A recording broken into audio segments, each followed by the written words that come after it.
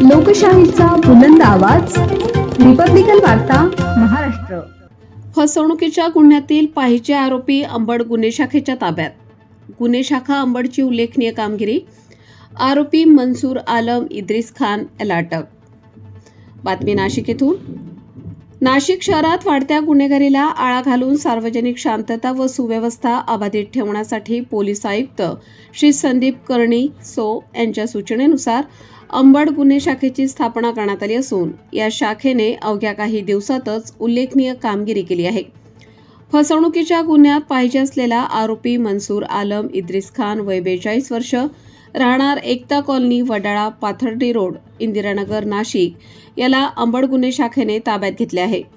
दिनांक 3 फेब्रुवारी 2025 रोजी फिर्यादी किरण विकास शिंदे यांनी गंगापूर पोलीस ठाण्यात तक्रार दाखल केली होती. संशयित आरोपीने ब्रँडमार्क अंडर रायटिंग कंपनीमार्फत माल विक्रीचे आमिष दाखवून सिटी सेंटर मॉल, गोविंदनगर येथे माल घेऊन तब्बल 5 लाख रुपये किमतीचा माल व रोख रक्कम ऑनलाईन स्वरूपात स्वीकारूनही मालकांना रक्कम न देता आर्थिक फसवणूक केल्याचा आरोप आहे. या प्रकरणी गंगापूर पोलीस ठाण्यात गुन्हा रजिस्टर नंबर 44/2025 भारतीय दंडविधान कलम 396(4) प्रमाणे गुन्हा दाखल करण्यात आला होता. दिनांक 4 फेब्रुवारी 2025 रोजी अंबड गुन्हे शाखेच्या पथकाला मिळालेल्या गोपनीय माहितीच्या आधारे वडाळा, पाथर्डी रोड परिसरात सापळा रचून आरोपीस इंदिरानगर येथून अटक करण्यात आली.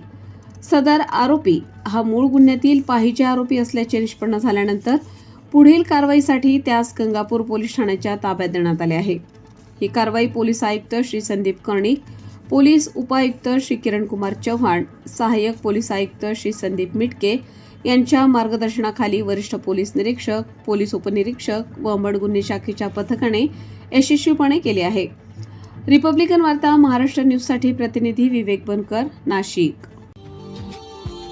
Subscribe now and press the bell icon. Never miss an update.